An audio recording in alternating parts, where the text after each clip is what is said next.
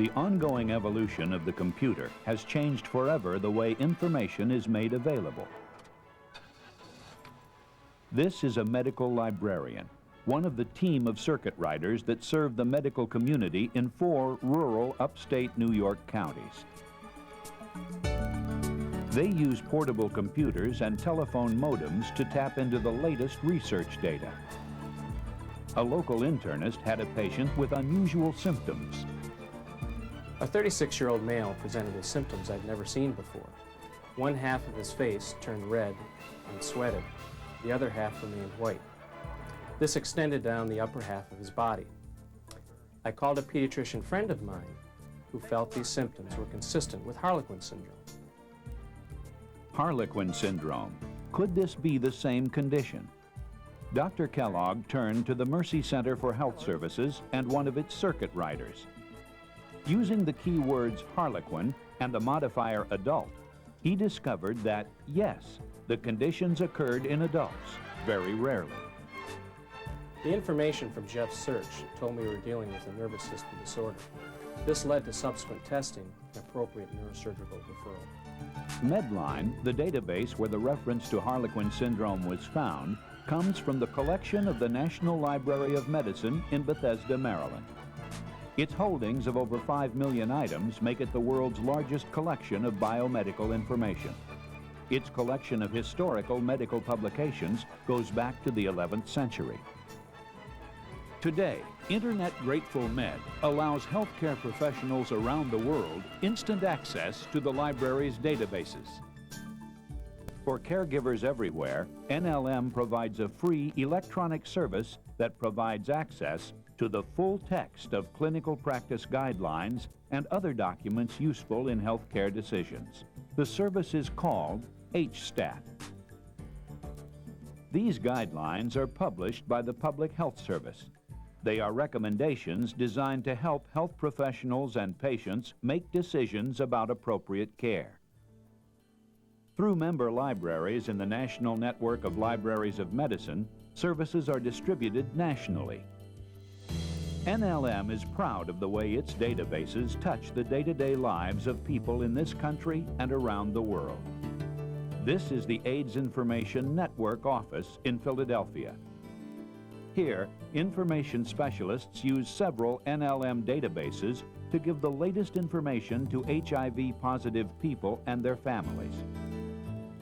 While some NLM services have nominal service charges, the AIDS databases are free to anyone with a computer and modem. The Internet is essential to modern librarianship. An emerging role for librarians is helping researchers locate and use databases. This is Jim Olds. As a researcher at the National Institutes of Health, he has local access to the 40-plus databases at NLM. Yet his research methodology was radically changed by another database he used via the Internet. Anytime one's using a marine model system, one has to consider technical issues. And this is especially true when considering something as complicated as human learning and memory, which is the issue our laboratory principally addresses. The marine animal Dr. Olds was using had limitations. He needed a better specimen to advance his research. We used the MBL database to explore different model systems. We came up with using the sea urchin egg, which has the advantage that it doesn't have any autofluorescence. Once we used the sea urchin egg system to study the activation of this enzyme, we actually got fantastic results. The significance of Dr. Olds' experience is this: a database needs to be in only one place. A researcher anywhere can view images in the Woods Hole Library. Hazardous chemicals are all around us in our everyday lives. For the most part, we are protected from them, but accidents happen. We're placard at 1490. They had a fire in the, what appeared to be the brakes. Chemical spills, large or small, can be life-threatening. Howard University Medical School. The broken bottle has no legible label. Pharmacology professor Dr. Robert Copeland evacuates the immediate area and calls the university safety officer.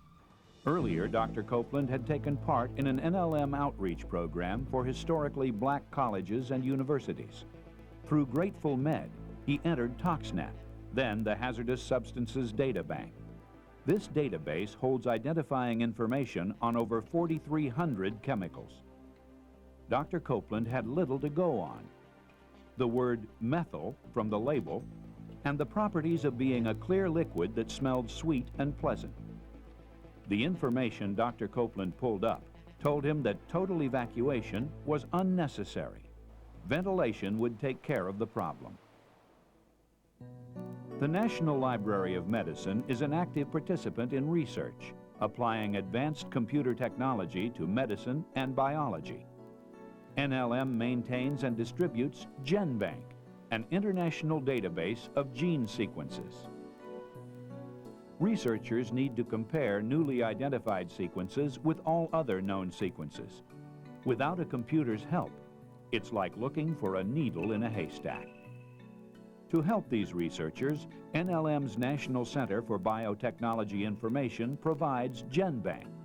The sequences of the base pairs identified, 500 million of them so far, are loaded into these computers. Large-scale worldwide sequencing efforts like the Human Genome Project contribute to GenBank's doubling in size every 12 months. To give you some idea of how widely GenBank is utilized, NCBI services approximately 15 to 20,000 queries of the database per day.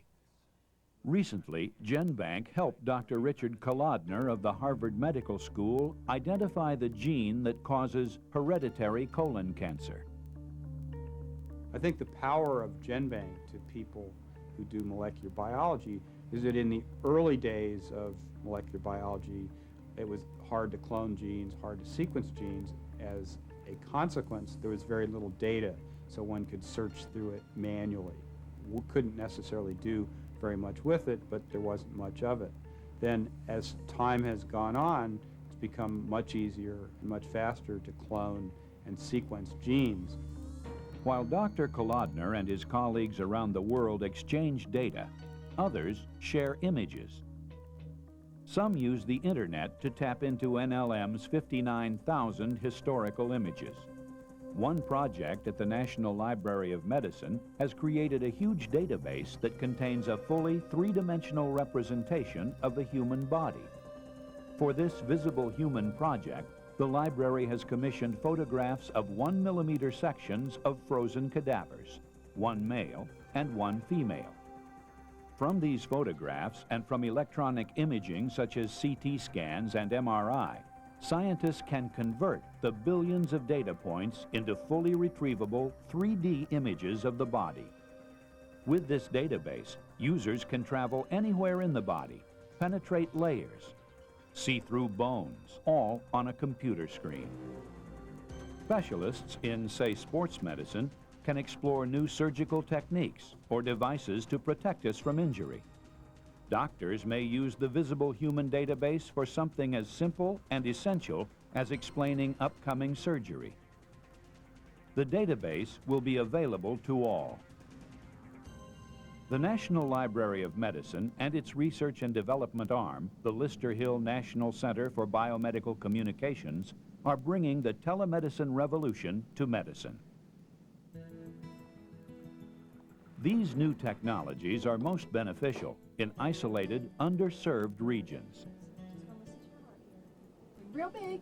An NLM research grant to rural West Virginia is funding a program to bring high-quality health care to everyone.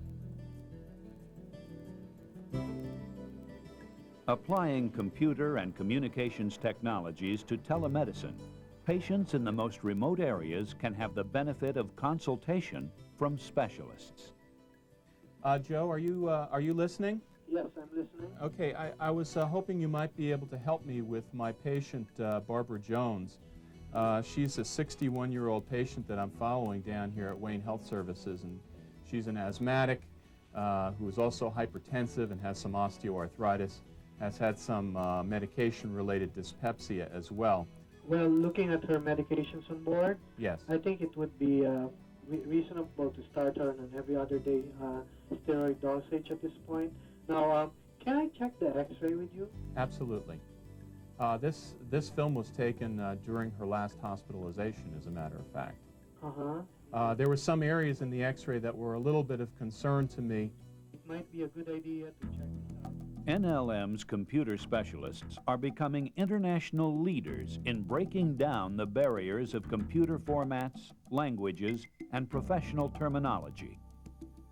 The National Library of Medicine is dedicated to making its resources available worldwide.